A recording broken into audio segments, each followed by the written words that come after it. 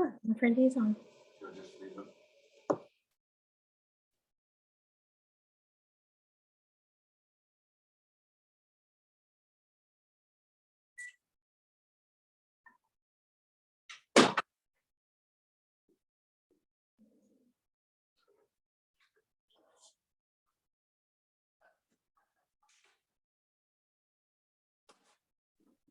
Penny, are you on? I am. Hi, Elaine. Hi. I can't tell when I'm muted and not. Can you hear me? Yeah, I hear you. Yeah, Okay. I hear you. It's Okay. recording. It's recording now, but I think that's automatic just because I started it early. So just so you know, we can always, That's fine. I'm sure, get rid of this part. Thank you for getting on. I thought you weren't going to be able to come on early. Yes, oh my goodness, I'm in such a weird spot. So I need to pick my kids up by 5 so I can try to go now and not be the MC, or I can, welcome everybody, introduce everybody, and then try to drive and go get them. And I'm trying to figure out what is the least dangerous thing. Oh my goodness. Okay. Well, you do what you think is best. I don't know that I'm probably not 100% prepared to introduce them, but I could be in the next few minutes. Well, I'm stepped in for Jenny, and so I'm trying to find the things that she had sent me, which I think I mostly have found. Let's see. Oh my goodness, what a day. I know. If I emailed you the 3 bios that I have, Yeah, that's literally fine. all I know. I know nothing more. Okay. Yeah, sure. If you email me the 3 bios and you want me just to introduce them and then get started, I'm happy to do that. All right, let me compile all those and at least give you that.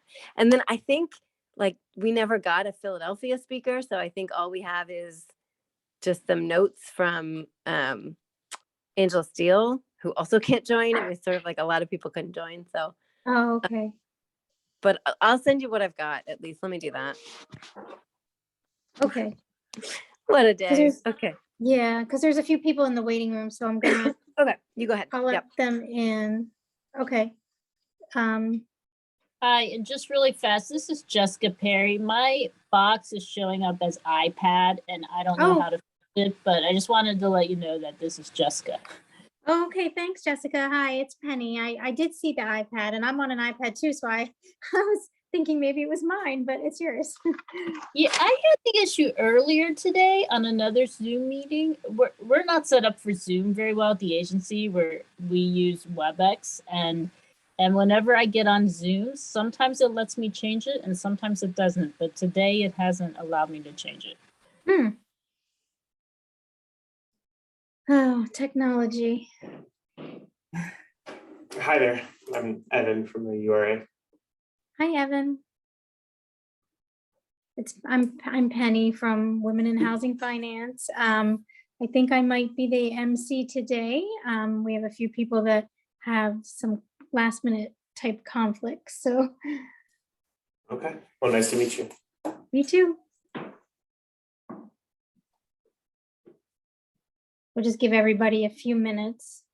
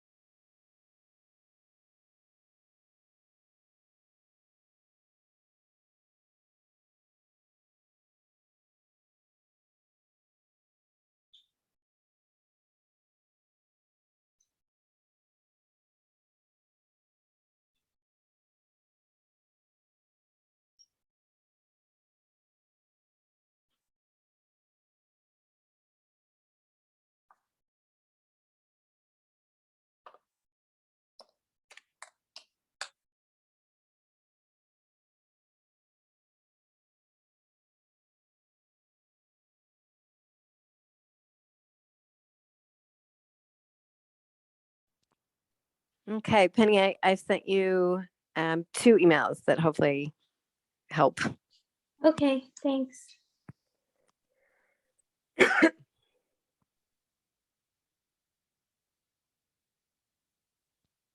I got one so far. And I see Jessica's on and Evan's on. So I think Nathan is our other speaker. Unless Nathan, are you on?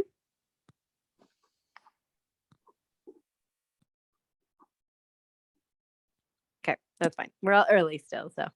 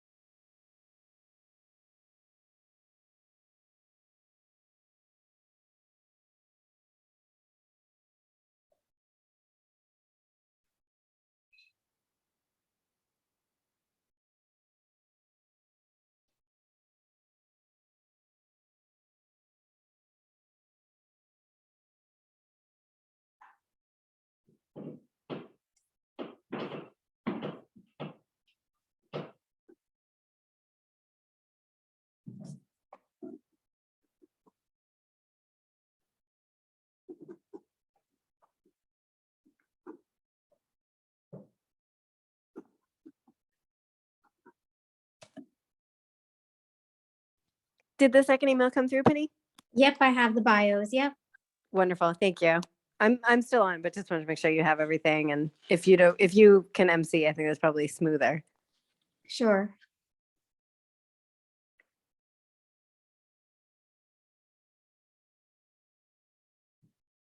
Okay, I think Nathan is joining now. He was in the waiting room, so I think he's on or will be. Perfect.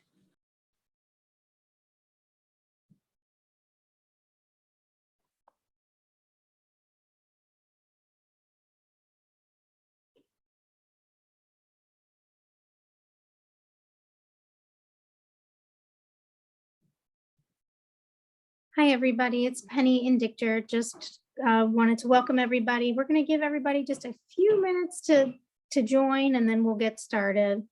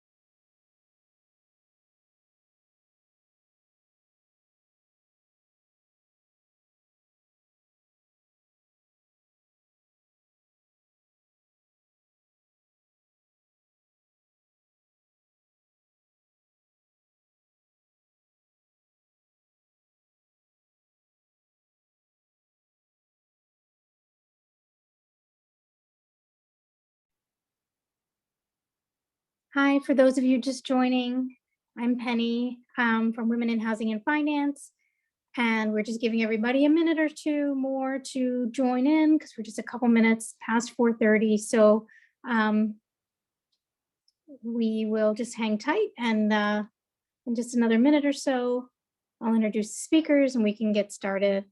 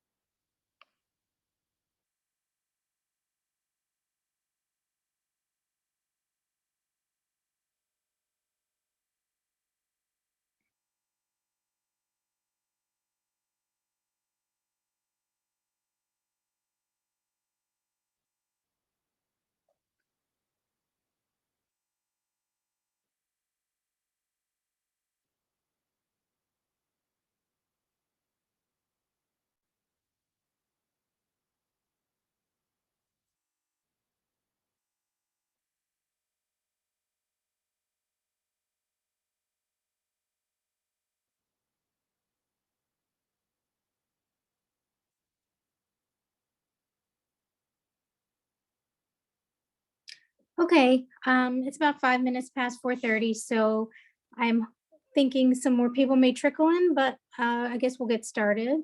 Um, Thanks for joining us today. We've been planning planning on this panel for quite some time. Trying to get all the major sources of funding represented, and Jenny Cooper was instrumental in putting that together, and Elaine McGill as well. So I'm kind of just filling in to introduce everybody and get the discussion started. Um, I know we have three speakers today. One is Evan Miller. He is from the Urban Redevelopment Authority of Pittsburgh. He's the manager of residential lending there. He oversees the operations of several programs at the URA aimed to provide gap financing to developers of affordable for sale and rental housing. Evan was an integral part of launching the Housing Opportunity Fund, which is Pittsburgh's Affordable Housing Trust Fund, which began operations in 2018.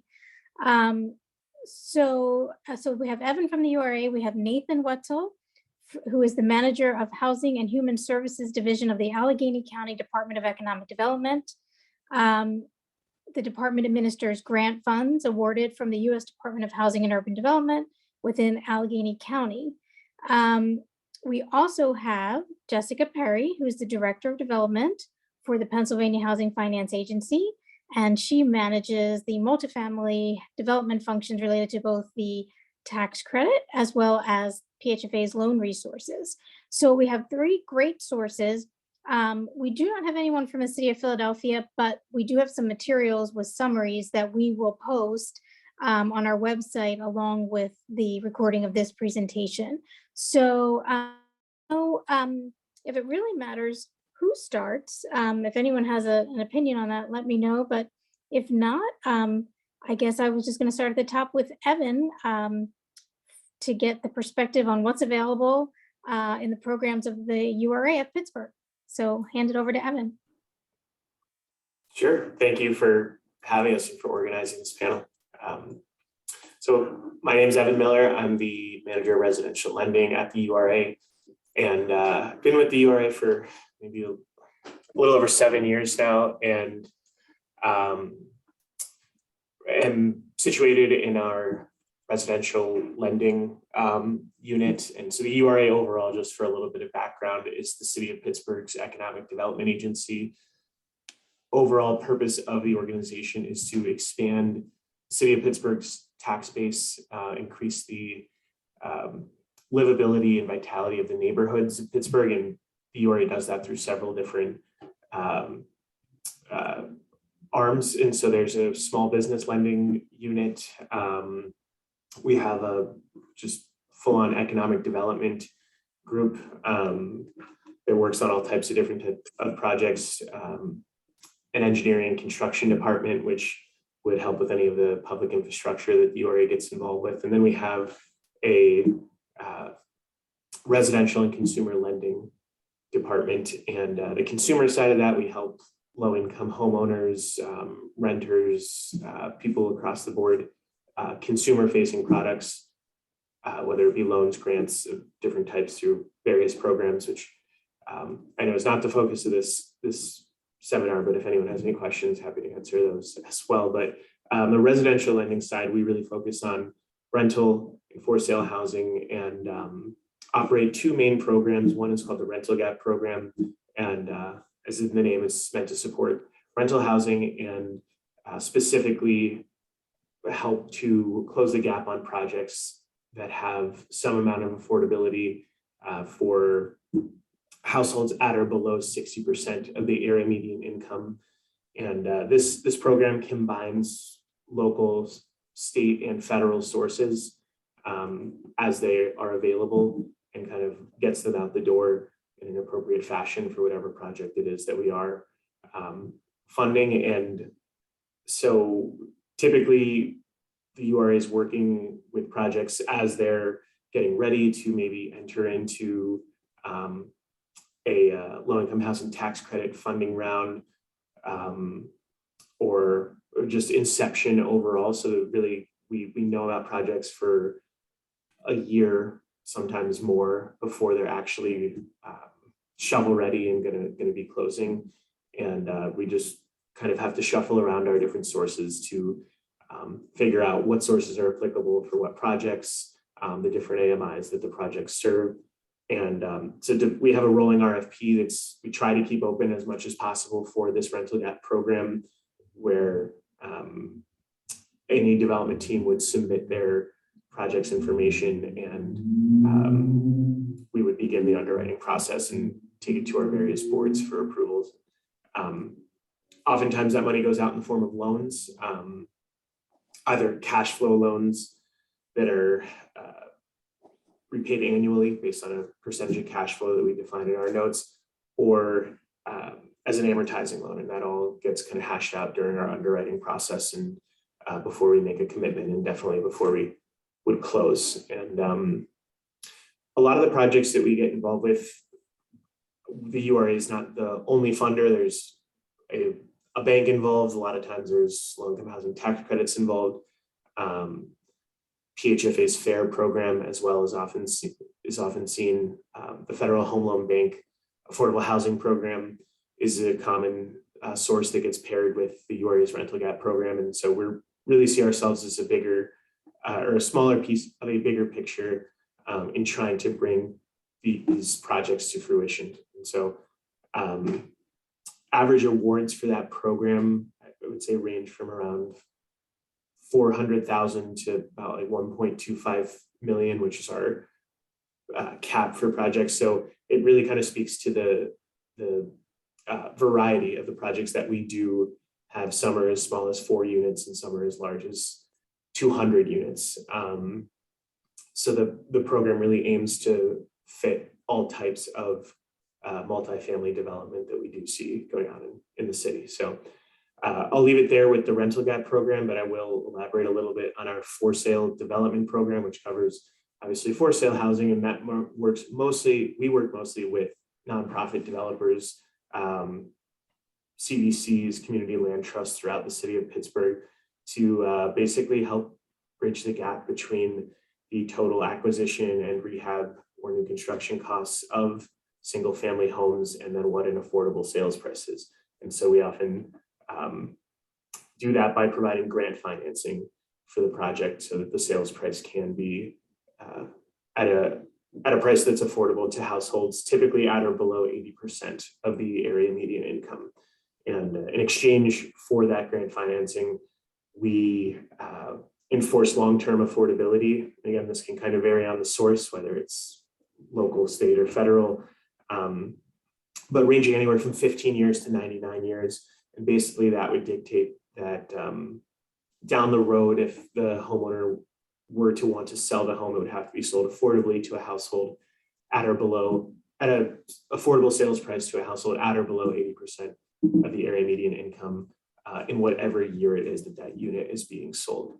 And so those grants typically are anywhere between $60,000 and $100,000. Those projects are becoming increasingly difficult with the spike in just housing prices right now, inflation with building materials, and now as we're seeing interest rates start to go up again, we're starting to see those affordability gaps grow even more. And so some of the other ways that we tackle that is through deferred second mortgages that we make directly on behalf of the buyer to help not necessarily write down the sales price, but write down the amount of money that has to be borrowed. So the URA's had to get creative in recent years with how we tackle this situation. So I'm going to leave it there with as far as an overview of what the URA does on a development financing, from a development financing standpoint. But if there's questions now, I'll field them, or if we want to just move to the other speakers, by all means, Penny, please. Yeah, I'm thinking maybe if there's questions at the end, we'll just let everybody kind of give their presentation so everyone can get the information out there, and then we'll circle back if there's questions at the end, I think. So why don't I hand it over to Nathan to talk about the Allegheny County Department of Economic Development.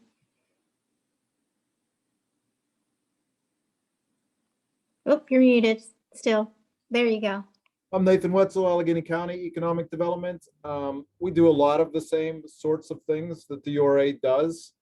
I would say the main differences are that the county is, the URA, while it's a separate authority and has more autonomy than the county economic development does. So all the employees here are county employees, and we receive our funds directly from HUD that we in turn distribute to developers throughout the county. But similar to the URA, I mean, we have a group that does business development. We have a development division that looks to do site development type projects. We have a group that works a lot with our local municipalities to do things like demolition of blighted structures, some sewer and some road work, some things like that on locally owned streets. We have a group that operates something we call a vacant property acquisition program, which can take title to blighted and distressed properties, most often for side yards for homeowners in any number of different neighborhoods. And we also do operate housing programs that are geared towards the consumer. We have one that provides low interest or zero interest loans to homeowners who need to do some improvements. We help the Allegheny County court system with a foreclosure prevention program. And we also operate a lead-based paint remediation program that operates throughout Allegheny County, including the city of Pittsburgh, and we partner with URA for that effort. So our funds are also derived from HUD, home funds, and CDBG funds. We receive some funds from the state. We also receive some funds that are gaming revenue funds that are distributed, some to housing projects. More generally, they tend to go towards not-for-profit projects as well as municipal projects. Home projects, like with URA, are restricted only to housing projects. So that's a single source that is available only to housing projects. We also receive CDBG funds, a much larger amount, but it's all continually in competition with infrastructure development, road improvements, demolition projects, and other activities like that. The other source that the county has is derived from an Act 137 of the state, which provides us a small amount from each deed and mortgage that is recorded in the county that we can allocate to affordable housing projects of up to 100% median income. We share some of that with the Department of Human Services, who also operates a lot of homeless related projects within the county. I should mention too that currently this department operates the Emergency Solutions Grant program to assist homeless persons or persons at risk of becoming homeless. That will be likely transitioning to the Department of Human Services in the next couple of years. That program works in the county and the city, as does the lead-based paint remediation program. But most of our programs, besides that, work in the 128 municipalities that are in the county and outside the city of Pittsburgh. So we serve a number of communities. Efforts tend to be concentrated more in disinvested areas such as the Mon Valley, McKees Rocks, Stowe Rocks, the Upper Allegheny Valley, such as Natrona Heights, Harrison Township, West Deer Township, some of those areas. But we can work in any of the other municipalities throughout the county. As Evan mentioned, home ownership projects are getting increasingly difficult to do because costs are so high.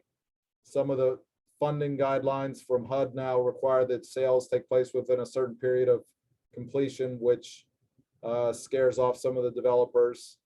So we've really seen in the last few years, we're not doing nearly as many home ownership projects as we used to. But for those, we might fund those projects in the neighborhood of maybe 200,000 per unit and provide some second mortgage subsidy to the home buyers to make it affordable to write down the amount of their first mortgage to where it's affordable to that home buyer, and it's adjusted for each household's individual needs.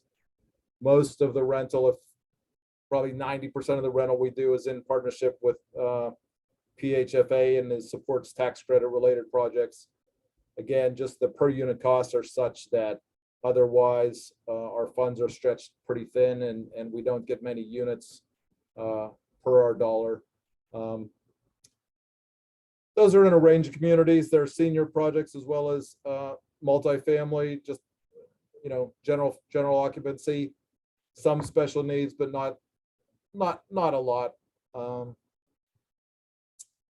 I guess that's kind of it in a nutshell. I'm happy to take any questions after all the rest of the presentations. Great, thanks. Thanks, Nathan. So Jessica, I will hand it over to you to talk about PHFA. Sure. Thank you. Hi, everybody. My name is Jessica Smith-Perry, Director of Development for PHFA. I'm looking at the folks that are on this call, and I think most people were at our question and answer session that we held a week ago. So I'm going to keep my comments pretty brief so that there's plenty of time for questions. But PHFA, of course, is the State Housing Finance Agency for Pennsylvania. One of the big functions is to, administer our low-income housing tax credit program. PHFA, I think most of you know, but just in case you don't, we're a 300-person agency with, probably more than half the people in the agency worked on home ownership programs. Providing mortgages for first-time home buyers. We do some home repair programs. We have a HEMAP foreclosure program, a new HAP foreclosure program, etc. on the home ownership side. What I do is on the multifamily side, and there are primarily three departments that focus on multifamily. So the development department focuses on the creation or preservation of multifamily units, primarily through the low-income housing tax credit program. There's also a housing management department that works on reviewing the management of those units over the next 30 or 40 years. And then we also have a technical service department, and the three of us together are the multifamily division of the agency. Every year we run the low-income housing tax credit program through our annual qualified allocation plan. That was posted this year in March, which means the application round is now open. There are two different types of tax credits that we allocate. We allocate a 9% credit and a 4% credit. 9% is more competitive. The 4% comes with an allocation of tax exempt volume cap and can be done more on a rolling non-competitive basis. But this year we are asking that the intent to submit for the 9% and the 4% preliminary applications be submitted to the agency by April 29th. And then the full applications for both programs be due on June 30th. So we will then be reviewing the applications throughout the summer and be making announcements on the 9% credits after the review is completed. And this year we are also reviewing the state housing tax credit at the same time. So we have 20 million in state credits this year for the first time. It was legislated in 2021. And we will be accepting those applications. We will only award them to projects that also get an award of federal 9% or 4% credits. And we also are similar in a way to the URA and to Allegheny County and other city and county agencies that we also have soft lending programs. So we also get home money through DCD, we call it PIN Homes.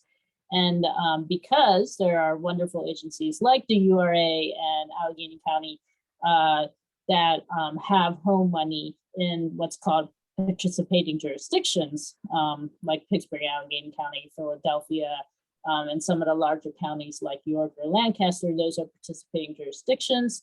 Therefore, we use our home money in non-participating jurisdictions. So if a project applies for tax credits and they recognize that they need home money, if they're in Pittsburgh, we say, well, go to the URA and see if they have some. But if they are not in a participating jurisdiction, then they can apply to us for that. And then we also have the Housing Trust Fund money as well. That can also be a gap filler when the developments apply for credits. And that's geared, of course, to units that house extremely low income individuals.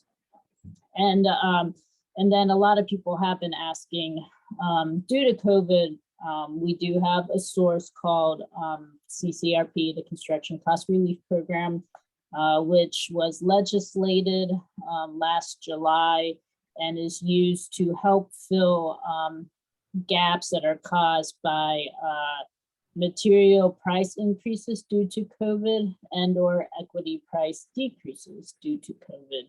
And it's for 2019, 2020, 2021 deals, but we are mostly fully committed, at this point, really just getting the 2019 and 2020 deals across the closing line and through construction. So that's where we're at with that source. I think those are the highlights, but really, we are here to help with, any needs that developers have. We're very user-friendly, answering a lot of questions this round, and please continue to reach out to myself or my staff with your questions as you submit your applications. I think that's it. Thanks, Jessica. I saw in the chat that that Jackie had a question, and she was just confirming, and I think I heard this as well. She wanted to confirm that the state tax credit was only going to be awarded to projects that were also getting federal tax credits. So I think I did hear you say that, and so that was her question. Right. Okay, confirmed, Jackie. Would you anticipate, she says, thank you. This is my question, but would you anticipate, so I was looking at the state tax credit guidance and rules. So I guess, I don't know if you can even answer this yet, but would your anticipation be that the way the state credit kind of works with the federal credit, that it would be a single investor in those deals that would be taking both the state and the federal? Was that sort of what was anticipated? Because it seems to be the way it's set up. So I've gotten this question a lot, and I'm not sure, I don't know what to expect, to tell you the truth, in terms of what is allowed and what is not allowed. I'm advising everyone to talk to their tax counsel on it. There does not appear to be anything in the legislation that the agency can see that disallows bifurcation, which is what you're talking about, and certification. But bifurcation being the big question as it relates to, does the federal investor and the state investor need to be the same investor? And it appears that there's nothing that disallows that, but we are advising folks to talk to their own tax counsel. And ultimately, the Pennsylvania Department of Revenue will, be the sole determinant as to, if the credit can be issued to any specific taxpayers. Okay, thank you. I will open it up to see if anyone else on the line has questions. Feel free to unmute and ask away, or if you want to use the chat, that's fine, but also feel free to speak up if there are any questions for any of the panelists. Anybody? Hearing none, I'll ask one follow-up. If everyone can kind of chime in. I mean, from what I'm seeing, I'm an attorney that represents developers mostly, and I've seen so many of them recently having these gaps, that need to be closed. And so I guess I just wanted to get your reactions, like what is the volume that you're seeing, and is it, what's like the timing, and how much delay is it causing that, that they have to come back to your agencies for this kind of gap financing? And is it going slowly, or have you gotten it down so that it's a pretty routine process now, or just any reactions to just the increase in need for these gap loans or funding? I could start, and I think from the URA perspective, there's there's been a push to have the commitments that the URA makes be as kind of late as possible in a project's like pre-development phase when it's getting ready for a financial closing, to kind of minimize the amount of time where larger gaps could arise at. But there has been just an overall understanding that some of these projects, especially ones that were committed to before or during the early parts of COVID, are, you know, kind of in a different world at this point that they're trying to close their project and continue on with. So it's just like everything had to become a little bit more flexible in how we look at these projects. And it seems like projects that got awarded tax credits last year, you know, are taking a while to get to a closing. And I think it's because they're continually, you know, trying to keep up with their budget and the construction cost estimates as best as they can. So they've just been kind of slow getting closed. So I don't know if that'll continue into next year too, but it seems like, you know, continued supply chain disruptions, and now we got Shanghai shut down from what we're hearing. And, you know, there's so many unknowns out there that I would imagine this may well continue for a while. I don't know how long. But we're still seeing, I think we're gonna still seeing it seems like a pretty decent volume of larger projects that would be, you know, coming to Jessica's desk in the next couple of weeks. More than I would have thought given the current conditions, but. Well, thanks for reacting to that. Elaine did have a question she put in the chat. A couple questions. One, is there ARPA funding available in any format? So I don't know if, you know, anyone wants to comment on that question. From the county's perspective, we haven't allocated any. The county hasn't allocated funds towards housing development projects from the ARPA allotment. So they've allotted some to park development that this division is working on, as well as some towards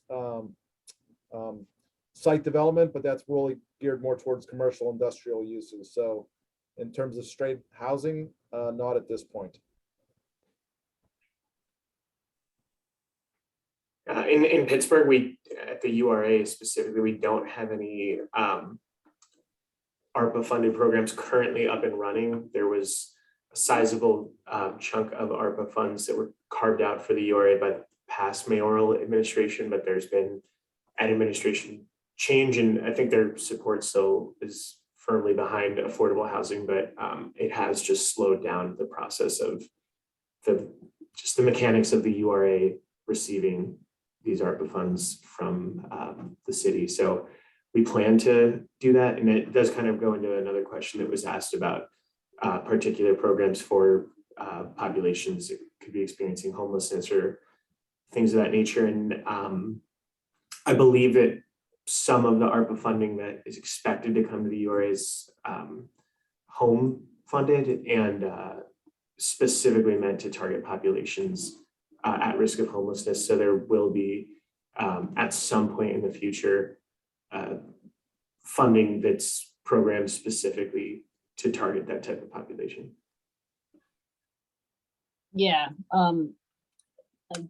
to echo Evan, yeah, home ARPA is a very big line item in the American Rescue Plan, and the cities are all getting their heads wrapped around, cities and counties, how to use the home ARPA, because it does have 70% of the home ARPA funds have to go to qualifying populations. So it's a little bit different than regular home.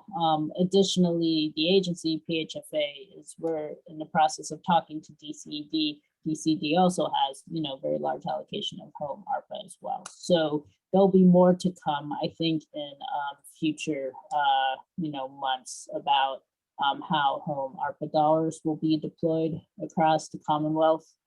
And then additionally, the community the construction cost relief program that I talked about, we call it CCRP, that was funded through a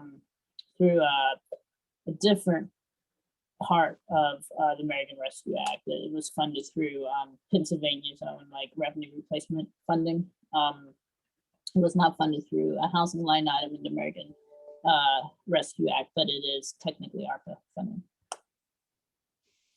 Yeah, and I know Elaine, just so everyone sees that her other question was, and I know Evan responded, were there any specially targeted programs for any of the funders, like any sources specifically for homeless households or people exiting the correction systems or large households, things like that?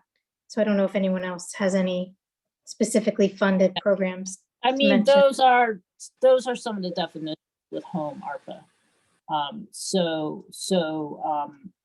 You know, we'll be able to help those populations through home ARPA.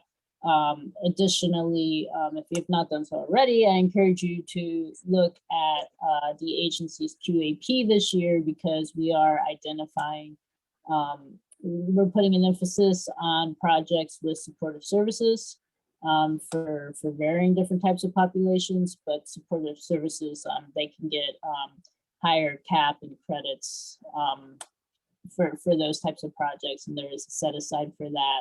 We also have this year, for the very first time, we have a set aside for projects that are housing people coming out of the criminal justice system. So that is new this year as well.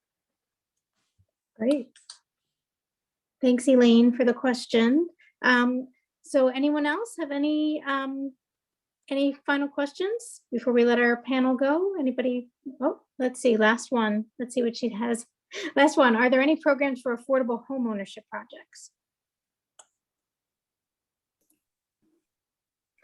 Yes, so at the URA specifically, I mean, if a developer, I mean, typically it's going to be a nonprofit developer, is looking to provide affordable homeownership opportunities, they will partner with the URA and seek that for sale development program financing that I had referenced. And we would provide a grant that just bridge it, basically, rather than the CDC going underwater on spending way more on this unit than they're selling it for. The URA has sources that are dedicated to do that type of thing, and then in exchange get long-term affordability. But we also have in the works a program called Own Pittsburgh, Own PGH, which is looking to kind of take away the need to have an active CDC redeveloping homes in a neighborhood, and instead buyers would have access to just deferred second mortgage funding through the URA. So when they sign a sales agreement or start looking and get a pre-qualification letter from a bank, they would get some information on how to access these funds at the URA, and their lender would actually apply on behalf of them to provide a deferred second mortgage of up to, as it stands right now, around like $50,000, but potentially more with some matching funders coming into the mix. So that is meant to help with access to affordable home ownership for lower income families. Great, thank you. Anyone else have anything before we adjourn? I found this really informative and helpful, and I hope that the rest of the listeners did as well. So I just wanted to thank all the panelists very much for sharing their time and overviews of their agencies with us today. And we have recorded it so that people who had to miss today will be able to see it. And in the chat, everyone who is listening is thanking you all for your time and for sharing the information. So we're all on the same page about that. Thanks, everybody. We'll see you again.